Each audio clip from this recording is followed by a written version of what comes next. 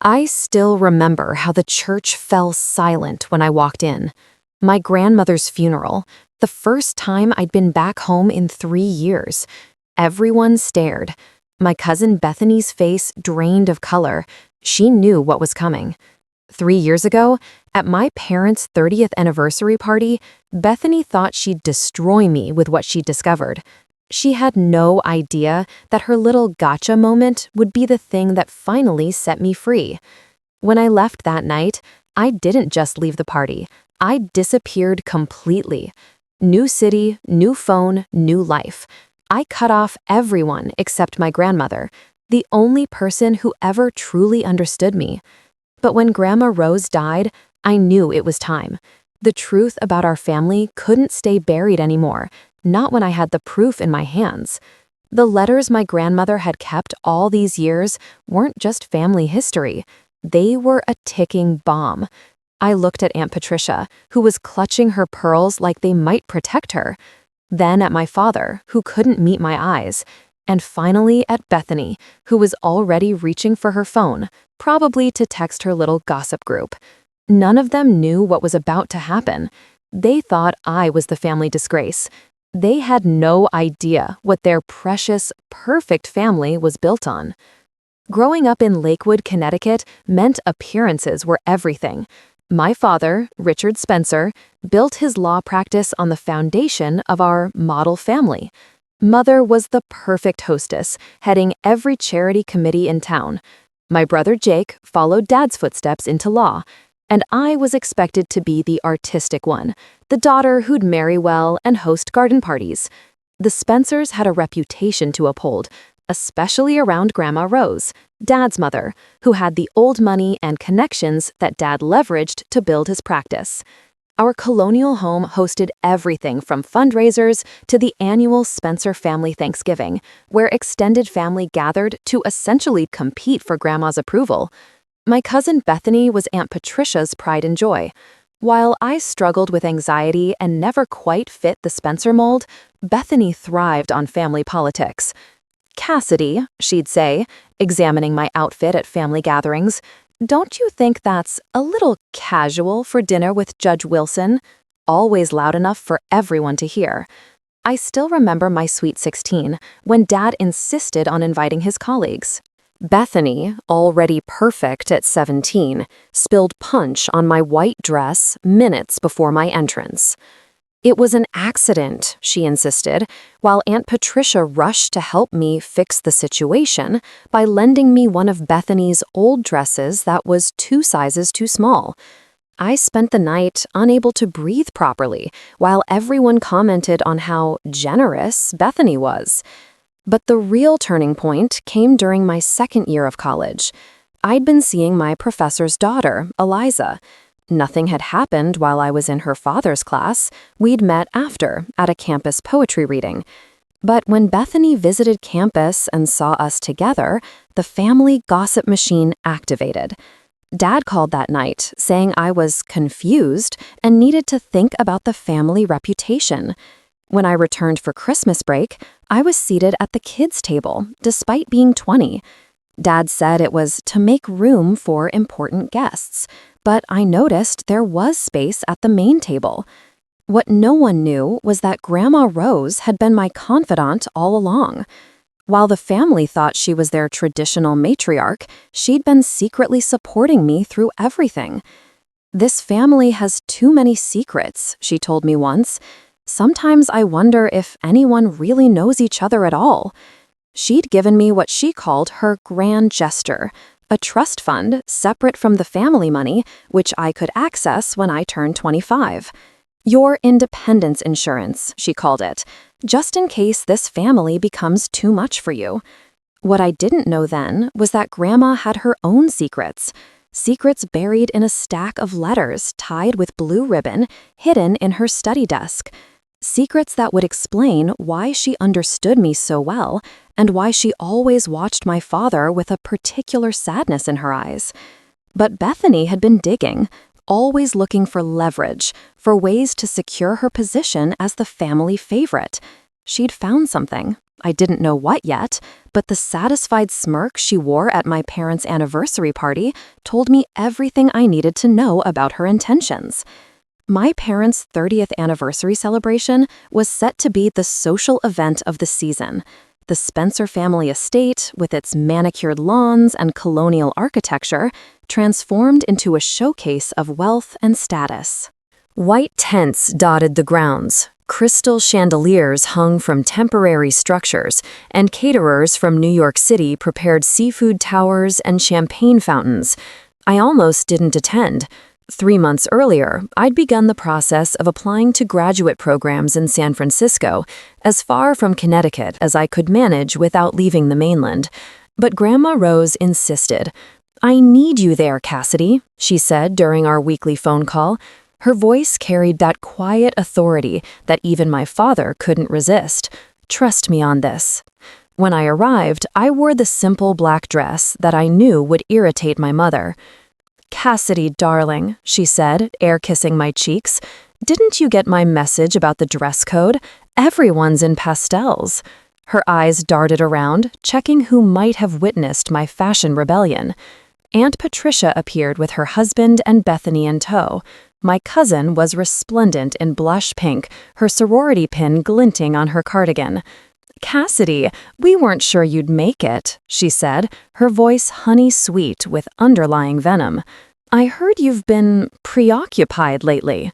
The subtle emphasis made my stomach tighten. Had she been following me? Eliza and I had broken up months ago, but I'd recently started seeing Morgan, whose mother was on the hospital board with Aunt Patricia.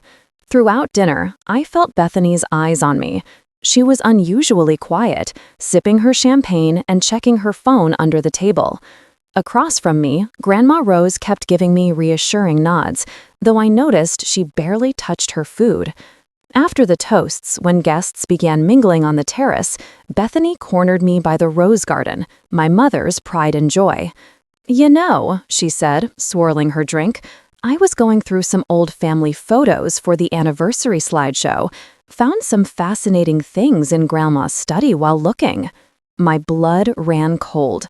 "You were snooping through Grandma's private things?" She shrugged. "I was helping. Unlike some people, I contribute to family events." She leaned closer. "Did you know Grandma kept a separate box of photos, ones that never made it into the family albums?" Before I could respond, my father clinked his glass for attention. The slideshow was beginning. As guests gathered around the projection screen, Bethany whispered, "I made a special edit just for tonight." The presentation started innocently enough: my parents' wedding, early family photos, vacations, graduations. But then the tone shifted. Photos I'd never seen appeared. Grandma Rose, much younger, with a woman I didn't recognize. They stood too close, smiled too intimately. In another, they were at some kind of protest, holding hands. A murmur went through the crowd. My father's smile became fixed, mechanical. My mother grouped her pearls. Then came the letters, scanned excerpts projected for all to see. "My dearest Rose, when this cruel world separates us, remember that what we share is not shameful but sacred." The words blurred as I realized what I was seeing. Bethany's voice cut through my shock. "Isn't it interesting? Grandma's roommate from her New York years. They were together for almost a decade before Grandma came back to Connecticut and married Grandpa." She raised her voice slightly. "Apparently, being a lesbian runs in the family." The crowd gasped. All eyes turned to me, then to Grandma Rose, who sat perfectly still, her face unreadable. My father lunged for the laptop controlling the presentation. "Technical difficulties," he announced with a strained laugh. "Let's move on to the cake cutting." But the damage was done. In one calculated move, Bethany had exposed not only me, but Grandma Rose's most private truth, something she'd kept hidden for decades in a world that wouldn't have accepted her. As chaos erupted, I felt a hand on my arm. Grandma Rose, her eyes clear and determined. "It's time," she said, pressing something into my palm, a small key. "My desk, bottom right drawer, the blue box. Get it now while everyone's distracted." I slipped away, heart pounding, as I heard Bethany's triumphant laugh behind me. She thought she'd won, destroying both me and the grandmother who loved me. She had no idea what she'd actually set in motion. I found the blue box exactly where Grandma said it would be. Inside were more letters, photographs, and a small leather journal. But most importantly, there were documents, legal papers with the Spencer family seal. I quickly scanned them, my hands shaking as the truth unfolded before me. By the time I returned to the party, my father was in damage control mode. "Mother was young," he was explaining to a cluster of his colleagues. "It was a phase before she met my father. These things happened, even in respectable families." Grandma Rose sat alone at a table, her back straight, her expression dignified despite the whispers around her. Bethany hovered nearby, basking in the chaos she'd created. "Are you satisfied?" I asked, approaching my cousin. "You've humiliated an 80-year-old woman to get at me." Bethany smirked. "Don't be so dramatic, Cassidy. Family secrets come out eventually. Besides, everyone already suspected about you. I just confirmed it and showed that it's not really your fault. It's genetic." She laughed lightly. "Though I do wonder what the partners at Daddy's firm will think about hiring from a family with such tendencies." Something inside me snapped. Years of diminishment, of sideways glances, and coded language, of being the family disappointment, all of it crystallized into perfect clarity. "Attention, everyone," I called out, my voice stronger than I'd ever heard it. The murmurs quieted. Even my father stopped mid-sentence. "Since we're sharing family secrets tonight, I think you should all know the whole truth." I moved to stand beside Grandma Rose, placing my hand on her shoulder. She reached up and squeezed it, nodding for me to continue.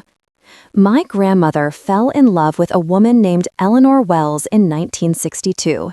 They lived together in New York until 1970, when Grandma's father threatened to disinherit her unless she corrected her lifestyle. Eleanor was blacklisted from her teaching position after being outed. She died alone in 1989. I held up the documents from the blue box. What Bethany didn't find in her snooping was this: Grandma's original will and the truth about the Spencer family fortune. My father stepped forward. "Cassidy, that's enough. The money that built this house, that sent you to Yale, that funded your law practice," I continued, looking directly at him. "It didn't come from Grandpa Spencer's investments like you've always claimed. It came from Eleanor Wells' family. When Eleanor died, she left everything to Grandma, the only woman she ever loved. Grandma used that money to save this family from bankruptcy after Grandpa's failed business ventures." Gasps rippled through the crowd. My father's face drained of color. "But here's the best part," I said, turning to Bethany. "The trust fund that you've been counting on, the one that Aunt Patricia has been assuring you would come your way when Grandma passes, it's not actually family money to be distributed. It's Eleanor's money, and according to these documents, Grandma has the sole right to determine where it goes." I opened the leather journal to a marked page. 3 years ago, Grandma revised her will. The entire trust, all $28 million, goes to establish the Wells Spencer Arts Education Foundation for underprivileged children.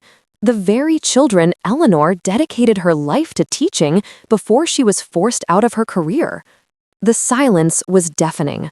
My mother dropped her champagne glass, the crystal shattering on the stone patio. Aunt Patricia gripped the back of a chair for support. Bethany's perfect composure crumbled as the implications hit her.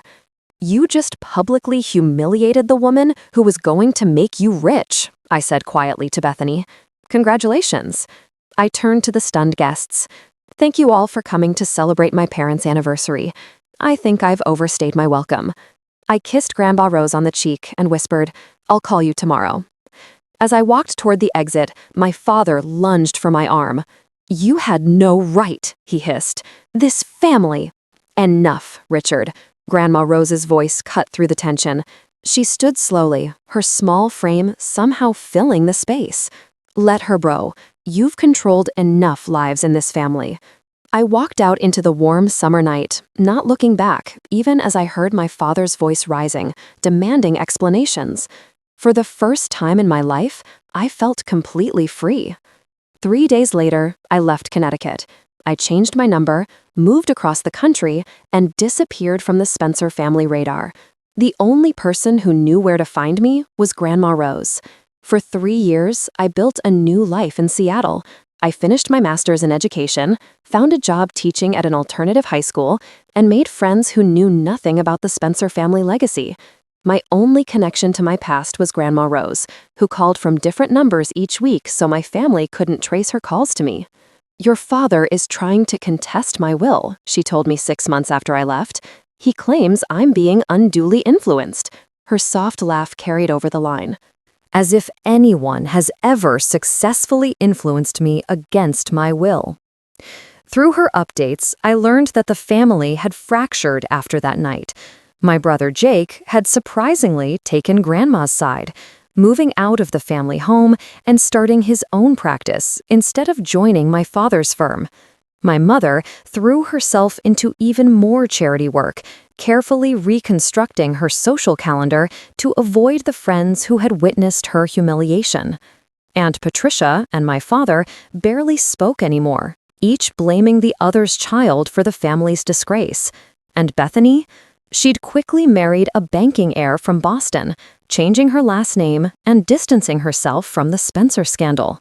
According to Grandma, she'd stopped visiting Connecticut altogether. "Your father hired a private investigator to find you," Grandma warned me during our last call. "I've been careful, but you should know they're looking." 3 weeks later, I received the call from my brother. Grandma Rose had passed away peacefully in her sleep. The funeral was scheduled for Saturday. "Will you come?" Jake asked, his voice hesitant. "I know what they did to you, but she would have wanted you there." I booked a flight that night. The scene at the church was exactly as I'd expected. My father, stiff and formal in the front pew, my mother dabbing at dry eyes with a monogrammed handkerchief, Aunt Patricia whispering furiously to a stone-faced Bethany. What I hadn't expected was the number of unfamiliar faces. Elderly women sitting together, holding hands openly, young artists with colorful hair, teachers from Eleanor's old school. "Grandma had a whole life none of us knew about," Jake whispered as he walked me to my seat. "These people have been coming out of the woodwork since she died. Apparently, she's been quietly funding arts education programs for decades." After the service, at the graveside, the family lawyer approached me. "Miss Spencer, your grandmother left specific instructions that this be given to you today." He handed me a sealed envelope. Inside was a key and an address in Northampton, Massachusetts. A small note in Grandma's elegant handwriting read, "Eleanor and I bought this together. It's been waiting for someone who understands what it means to build your own family. The artwork inside is worth more than any trust fund." My father intercepted me as I tried to leave. "Whatever scheme you and Mother cooked up, it won't work," he hissed. "I'll tie that will up in court for years." "It's not about the money, Dad," I said quietly. "It never was." "Then what was the point of all this?" he demanded. "Destroying our family name? Making us look like fools?" Before I could answer, a tall woman with silver hair approached us. "You must be Richard," she said, her voice gentle but firm. "Rose spoke of you often. I'm Dr. Margaret Winters, Eleanor's niece." My father stepped back as if burned. "You have no place here." "On the contrary," Margaret replied. "Your mother amended her will last month. She named me executor to ensure her wishes are carried out properly." She turned to me. "You must be Cassidy. Your grandmother was so proud of you." As my father sputtered in disbelief, Margaret handed me another envelope. Rose wanted you to have these as well, letters that Eleanor wrote to her after they were separated. She thought you might understand them better than anyone. The reception at the Spencer house was tense. I stayed only long enough to see Jake, who slipped me his new business card with his address scribbled on the back. "I have Grandma's journals," he whispered. "Things she wrote about Dad, about the family. When you're ready, we should talk." As I was leaving, Bethany cornered me by the door. Without her usual audience, she seemed smaller somehow, deflated. "I didn't know," she said, not quite meeting my eyes. "About Eleanor, about the money. I just thought I was exposing your secret. I didn't realize." "That Grandma had secrets too?" I finished for her. "That's the thing about families like ours, Bethany. Everyone has secrets. The difference is what we do with them." She looked up then, her perfect makeup unable to hide the dark circles under her eyes. "My marriage is falling apart," she confessed suddenly. "Turns out banking heirs have expectations too, different from the Spencers, but just as suffocating." For a moment, I almost felt sorry for her. Almost. "Find your own path, Bethany," I said finally. "It's terrifying at first, but it's worth it." The following week, I drove to Northampton. The address led me to a beautiful Victorian home near Smith College, its gardens overgrown but still lovely. Inside, just as Grandma had said, the walls were covered with art. Paintings by names I recognized from art history classes, works worth millions. But the true treasure was in the study, photographs of Grandma and Eleanor throughout the years. Not just from their time together in New York, but later too. Discreet meetings, vacations disguised as business trips, a lifetime of stolen moments. They had found ways to keep their connection despite everything the world threw at them, despite my father, despite the perfect family narrative. 2 weeks later, Margaret Winters called to inform me that my father had dropped his contest of the will. "Apparently," she said with a hint of satisfaction, "he discovered that challenging it would mean making certain financial irregularities in his practice public. Your grandmother was thorough in her preparations." The Wells Spencer Arts Education Foundation launched 6 months later. I became its first director, using Eleanor's fortune and Grandma Rose's vision to create opportunities for students who reminded me of myself, the ones who didn't fit neatly into the boxes society had created for them. Jake joined me in Northampton, opening a small practice specializing in family law. Together, we began the process of redefining what Spencer family values really meant.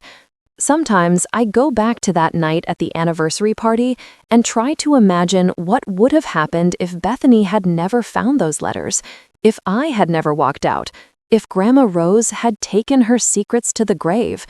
We might all still be performing our roles in the perfect Spencer family tableau, each of us slowly suffocating behind our smiles. Instead, I stand in the Foundation's gallery, surrounded by Eleanor's art and the bright faces of our scholarship students, and I feel Grandma Rose's presence. She knew that some secrets poison us from within, while others, once revealed, can set us free. Last month, I received a letter from Bethany. She's divorced now, back in school studying art history. She asked if we could meet sometime. I haven't decided yet, but I'm considering it. Not for her sake, but for mine. Because I've learned that forgiveness isn't about excusing the past, it's about not letting it control your future. The Spencer name still means something in Connecticut, but it means something different now. Something real, something honest. If you're holding on to a secret that's weighing you down, or if you're living someone else's version of your life, remember, it's never too late to disappear and reinvent yourself. It's never too late to find your truth. If you connected with my story, please subscribe to hear more journeys of transformation and healing. Sometimes, the hardest moments become our greatest turning points. Thanks for listening.